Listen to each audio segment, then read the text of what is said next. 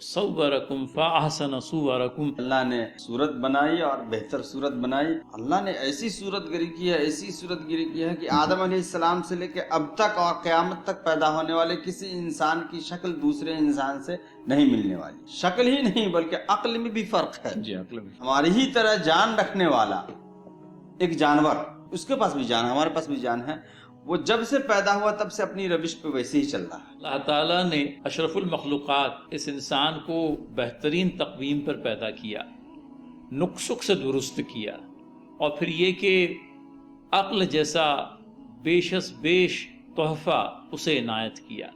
फिर बात यहीं तक नहीं रह जाती। इंसान के हवास खमसा है, इंसान के जिस्म के दीगर आज़ा हैं। अपने हाथों को देख लीजिए, अपने पैरों को देख लीजिए। हम है कि अपनी तख्लीक पर भी गौर नहीं करते।